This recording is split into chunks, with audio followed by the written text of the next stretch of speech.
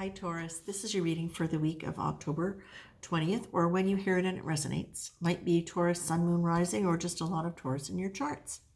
So, Taurus, you get the God is head over heels in love with you card. And I love that one because that one is basically saying if you knew that God totally adored you, even the part of you that you're unsure of, and in this case, it might be the parts of you that might make mistakes, and I deliberately use air quotes.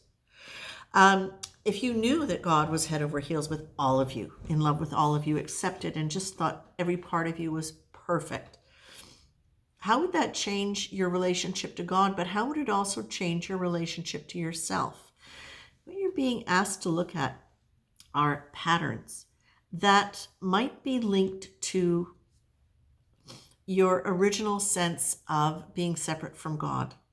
Now, that's kind of a big ask, so let's break that down.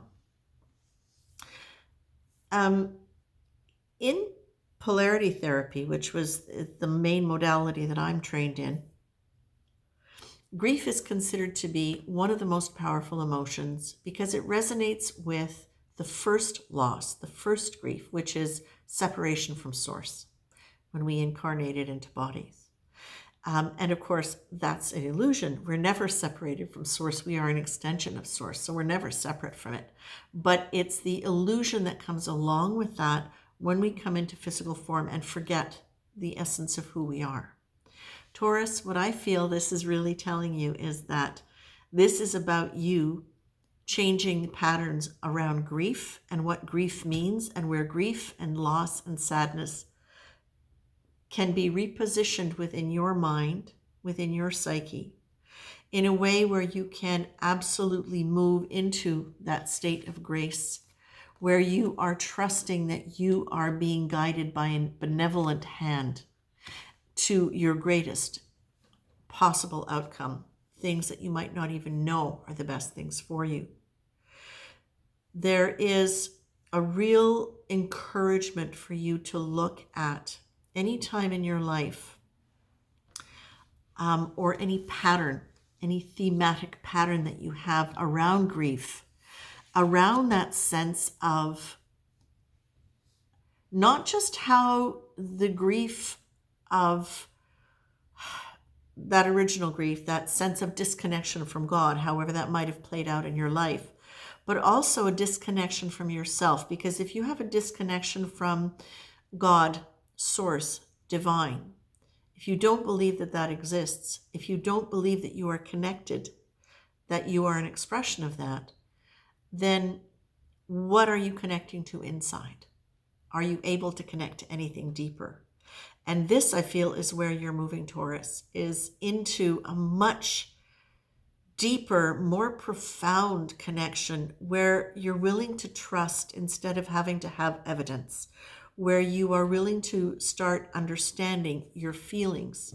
You're willing to start operating with that sense of kindness and ease and flow that comes with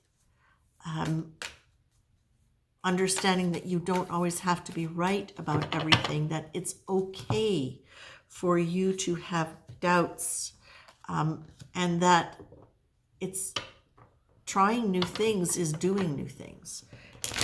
And so when it comes to trying new things in terms of your perceptions, your attitudes, your deliberate actions around yourself as an extension of the divine, the existence of divine energy in your life,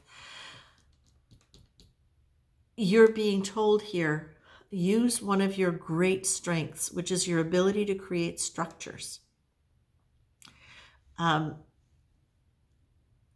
But it's interesting because I'm getting create structures, but then what they're reminding me of the song that I heard when I first started working with your energy, which was Beautiful Dreamer, Dream Unto Me.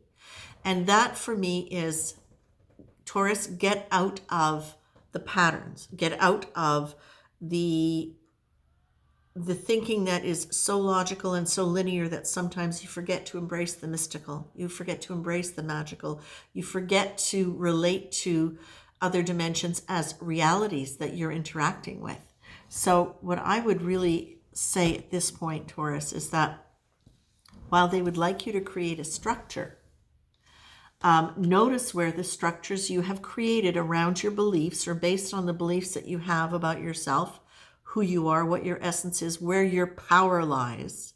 And that's important. That's what they're saying right now, is that look at where those structures you've created that do not support that in yourself. And where can you start using that as an indicator of where your soul is wanting you to grow? What direction does it want to grow in?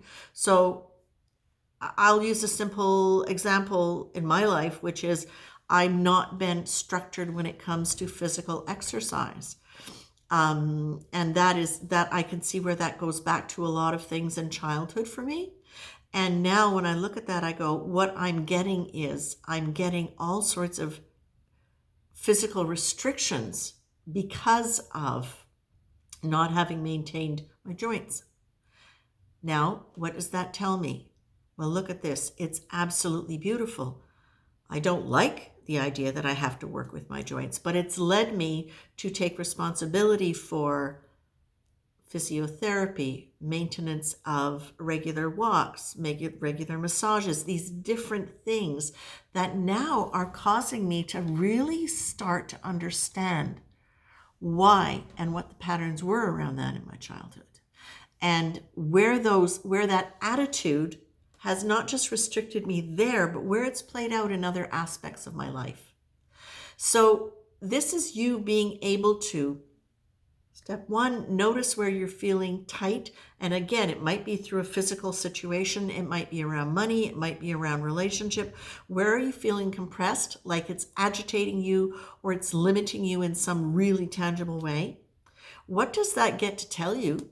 And how can you readjust your structure to address this new information that you've got about handling expansion into whatever that restriction has represented for you?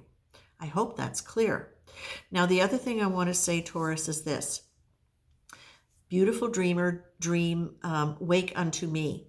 Yes, okay, so maybe it's waking up out of those old kind of delusional thinking. But the other thing that I want to say is this.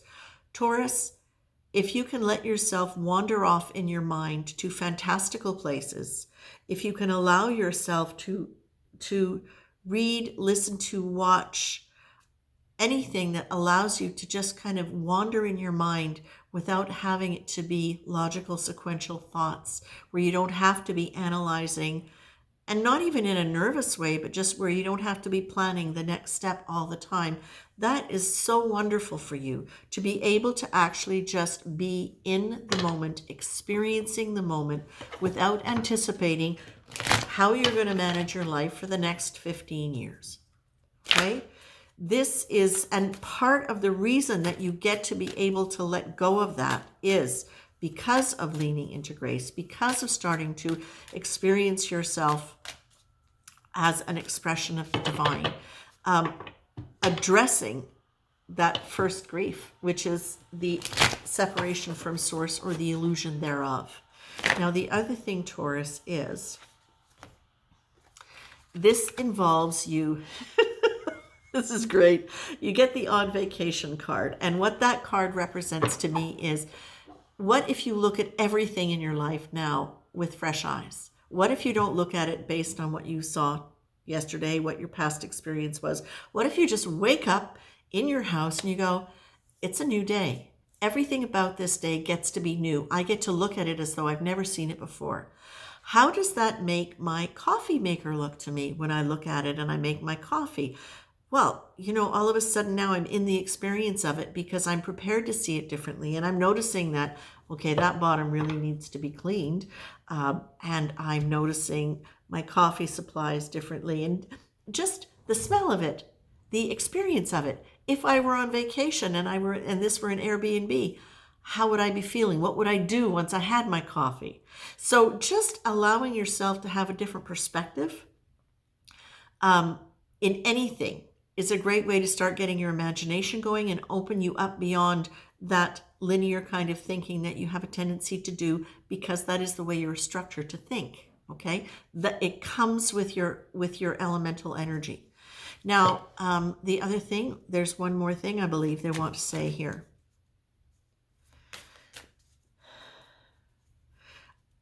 So the ability to let your mind go and be in kind of like your own little imagination bubble is so really powerful for you, Cancers.